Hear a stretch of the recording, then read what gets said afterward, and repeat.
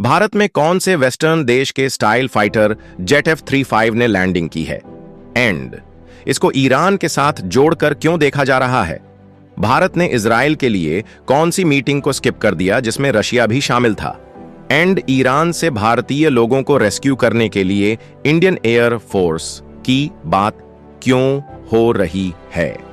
काफी सारी important news and updates आ रही हैं जो आपको मेन स्ट्रीम के न्यूज चैनल्स के ऊपर भी देखने को नहीं मिलेंगी, इसलिए इस वीडियो को एंड तक देखिएगा।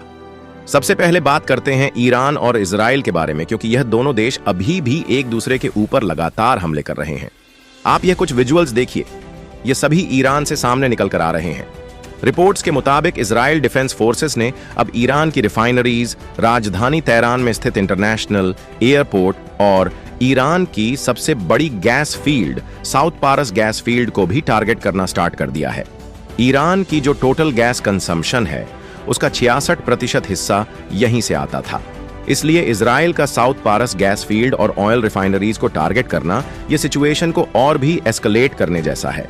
साउथ पारस गैस फील्ड का जो नॉर्दर्न पार्ट है वहां पर कतर का भी कुछ हिस्सा है और वहां पर शेल और एक्सनोबिल जैसी दुनिया की बड़ी बड़ी oil and gas companies operate करती हैं। लेकिन इजराइल इसके बावजूद वहां पर ईरान के ऊपर हमले कर रहा है। इसके साथ ही नोट करने वाली बात यह भी है कि डोनाल्ड ट्रंप एडमिनिस्ट्रेशन इस बार थोड़ा सा कंफ्यूज नजर आ रहा है, या फिर यह कह सकते हैं कि जैसे डोनाल्ड ट्रंप भारत को धोखा दे रहा है वैसा कुछ इजराइल के साथ भी कर रहा है। दरअसल पिछले साल सितंबर एंडिंग में, उस समय जब ईरान और इजराइल के बीच इसी तरह से बैलिस्टिक मिसाइल अटैक हुए थे, उस समय अमेरिका तुरंत ही इजराइल की सपोर्ट में आ गया था और ईरान की बैलिस्टिक मिसाइल्स को रोकने में इजराइल की काफी मदद की थी। लेकिन इस बार अमेरिका ने 3 दिन तक वेट किया। कई सारी बैलिस्टिक मिसाइल्स इजराइल के सिविलियन एरिया में जाकर वहां पर गिरी, कई सारी सिविलियन कैजुअल्टीज हो गई और कई सारे लोग घायल भी हो गए। और एंड मोमेंट के ऊपर जब इजराइल की गवर्नमेंट ने पब्लिकली अमेरिका से कहा कि वह उनकी मदद करें, उसके बाद अब जाकर फाइनली अमेरिका इजराइल के डिफेंस में आ गया है। ये कुछ विजुअल्स इजराइल से सामने निकल कर आ रहे हैं जहां पर ईरान की मिसाइल्स हिट हुई हैं। डैमेज को देखकर आप अंदाजा लगा ही सकते हैं कि कैजुअल्टीज और इंजरीज किस लेवल की होंगी। अब यह चीज खुद ही अमेरिका के कई सारे थिंक टैंक्स भी पॉइंट आउट कर रहे हैं कि पिछले साल जो ईरान और इजराइल के बीच इसी तरह के ड्रोन्स और मिसाइल्स एक्सचेंज हुई थी, उसमें अमेरिका के साथ साथ ब्रिटेन और फ्रांस ने भी अपने मिलिट्री रिसोर्सेज को मोबिलाइज किया था और ईरान की तरफ से आने वाले ड्रोन्स और मिसाइल्स को न्यूट्रलाइज करने में इजराइल डिफेंस फोर्सेस की मदद की थी। लेकिन इस बार ब्रिटेन और फ्रांस अभी तक मिलिट्री लेवल के ऊपर इजराइल के डिफेंस में नहीं आए हैं, चुपचाप बाहर से देख रहे हैं। एंड अमेरिका भी काफी लेट इजराइल के रेस्क्यू में आया है, जिसकी वजह से इस बार इजराइल में कैजुअल्टीज काफी ज्यादा दिखाई दे रही हैं। अगर ब्रिटेन, अमेरिका एंड फ्रांस ये तीनों देश समय के ऊपर इजराइल के सपोर्ट में आ जाते तो आज इजराइल का इतना लॉस्ट नहीं होता। इसके साथ ही एक बात यह भी नोट करने वाली है कि इजराइल के आयरन डोम डिफेंस सिस्टम की काफी तारीफ होती है, लेकिन उसकी भी अब काफी लिमिटेशंस सामने निकल कर आ रही हैं। वहीं पर अगर हम इंडिया पाकिस्तान के रीसेंट कॉन्फ्लिक्ट के ऊपर नजर डालें तो भारत ने अपने आप को पाकिस्तान के ड्रोन्स और मिसाइल्स अटैक से सक्सेसफुली डिफेंड किया था। नेक्स्ट अपडेट आ रही है एक F-35 स्टेल्थ फाइटर जेट के बारे में, जिसने भारत में इमरजेंसी लैंडिंग की है। ये जो आप पिक्चर देख रहे हैं ये इस समय भारत के डिफेंस सर्कल में काफी वायरल हो रही है। दरअसल यह वीडियो रिकॉर्ड करते समय यह डेवलपिंग स्टोरी थी, लेकिन न्यूज निकल कर आ रही है कि लॉकहीड मार्टिन कंपनी के एक F-35 स्टेल्थ फाइटर जेट ने केरला के तिरुवनंतपुरम इंटरनेशनल एयरपोर्ट के ऊपर इमरजेंसी लैंडिंग की है। रिपोर्ट्स के मुताबिक इस F-35 स्टेल्थ फाइटर जेट में फ्यूल कम हो गया था, इसलिए यह इमरजेंसी में यहां पर लैंड हुआ है। अब मैं ये कंफर्मेशन के साथ नहीं बोल रहा हूं, लेकिन ऐसी कॉन्स्पिरेसी स्टोरीज ऑनलाइन चल रही है कि यह F-35 fighter jet Israel defence forces का है जो ईरान के ऊपर हमला करने के लिए भेजा गया था। लेकिन टेक्निकल माल फंक्शन के कारण इसको पास के फ्रेंडली नेशन भारत में इमरजेंसी लैंडिंग करनी पड़ी। अब पॉसिबिलिटी है कि यह F-35 fighter jet Israel defence forces का भी हो सकता है। लेकिन इंडियन ओशियन रीजन में अमेरिका और ब्रिटेन के भी कई सारे एयरबसेस हैं और इन दोनों देशों के भी एयरक्राफ्ट कैरियर्स इंडियन ओशियन के रीजन में घूमते रहते हैं। अब ये F-35 स्टेल्थ फाइटर जेट इनका भी हो सकता है। अगेन मैं ये क्लियर कर दूं कि ये वीडियो रिकॉर्ड करते समय ये डेवलपिंग स्टोरी थी, इसलिए अगर आपको कुछ कंफर्म पता चलता है तो नीचे कमेंट कर सकते हैं। बाकी जब भारत सरकार या फिर इंडियन एयर फोर्स की तरफ से इसके ऊपर कोई स्टेटमेंट आएगी तो हम आपको कंफर्म कर देंगे। नेक्स्ट अपडेट आ रही है भारत और शंघाई कॉरपोरेशन ऑन ऑर्गेनाइजेशन यानी कि एससीओ को लेकर एंड इसमें भी इजराइल का ही एंगल है। एससीओ के बारे में तो आपको पता होगा, इसमें भारत, पाकिस्तान, चाइना, रशिया और कई सारे सेंट्रल एशियन देश शामिल हैं। अब इस समय एससीओ की चेयरमैनशिप चाइना के पास है और चाइना ने क्या किया कि एससीओ के सभी देशों को कंसल्ट और मीटिंग करने के बाद इजराइल और ईरान की सिचुएशन को लेकर एक जॉइंट स्टेटमेंट जारी कर दी।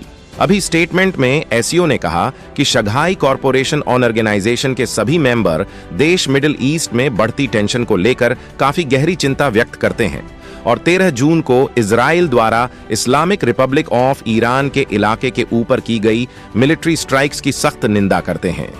इसके साथ ही स्टेटमेंट में कहा गया कि इजराइल ईरान के सिविलियंस को टारगेट कर रहा है, एनर्जी और ट्रांसपोर्टेशन इंफ्रास्ट्रक्चर को नुकसान पहुंचा रहा है, सिविलियन कैजुअल्टीज भी हो रही हैं जो कि इंटरनेशनल लॉस और यूनाइटेड नेशंस के चार्टर के खिलाफ है। इसके साथ ही रीजनल और इंटरनेशनल सिक्योरिटी के ऊपर भी खतरा बढ़ गया है और यह ग्लोबल पीस और सिक्योरिटी के लिए खतरा बन गया है। अब क्योंकि यह स्टेटमेंट डायरेक्ट इजराइल के खिलाफ थी, इसलिए एससीओ की स्टेटमेंट के ऊपर भारत के विदेश मंत्रालय ने भी अपनी तरफ से प्रतिक्रिया दी है। भारत के विदेश मंत्रालय ने कहा है कि योर इजराइल टेंशंस के ऊपर भारत की क्या पोजीशन है वो हमने एससीओ के बाकी मेंबर देशों को बता दी थी और यह जो स्टेटमेंट एससीओ की तरफ से जारी की गई है इसमें भारत ने पार्टिसिपेट ही नहीं किया है। भारत ने कहा कि हमारा आज भी वही स्टैंड है जो 13 जून को था।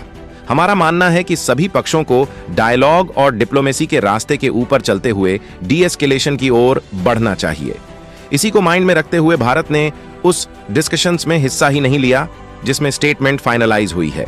यानी कि भारत के विदेश मंत्रालय का कहना है कि एससीओ की तरफ से भारत को भी मीटिंग के लिए इनवाइट किया गया था और बताया गया था कि एससीओ की तरफ से इजराइल और ईरान की सिचुएशन के ऊपर एक जॉइंट स्टेटमेंट जारी करनी है, तो भारत भी इसके ऊपर अपना इनपुट दे। अब हो सकता है कि यह मीटिंग ऑनलाइन मोड से यानी कि वीडियो कॉन्फ्रेंसिंग मोड से की गई हो, लेकिन भारत ने इस मीटिंग को अटेंड ही नहीं किया। मे भी भारत को पता था कि पाकिस्तान, रशिया, चाइना समेत एससीओ के ऑलमोस्ट सभी देश प्रो ईरान हैं। बाकी देशों ने भारत की बात तो माननी नहीं है, इसलिए भारत ने यह मीटिंग स्किप ही कर दी। अब भारत ने यह मीटिंग तो अटेंड नहीं की, लेकिन इसके साथ ही भारत ने यह बता भी दिया कि हम इस एससीओ स्टेटमेंट के साथ बिल्कुल नहीं है और यह हमारे विचार नहीं है।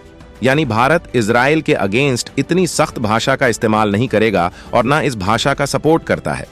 इसीलिए भारत की तरफ से यह क्लियरेंस आई है।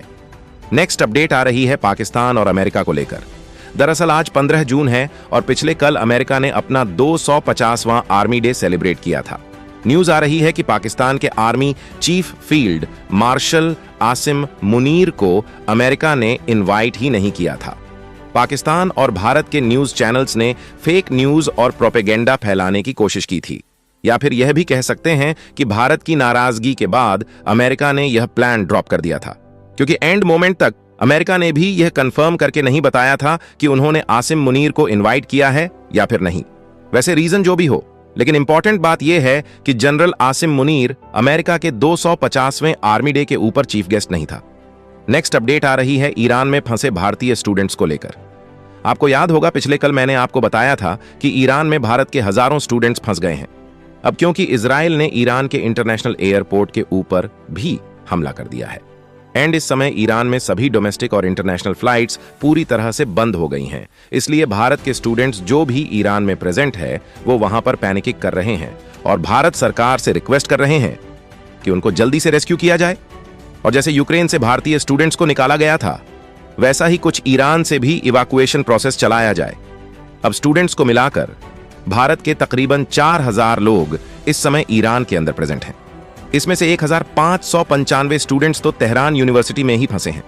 अब इस सिचुएशन के बाद भारत के मशहूर पॉलिटिकल लीडर असदुद्दीन ओवैसी ने इन सब स्टूडेंट्स के लिए आवाज उठाते हुए मोदी सरकार के सामने एक डिमांड रखी है।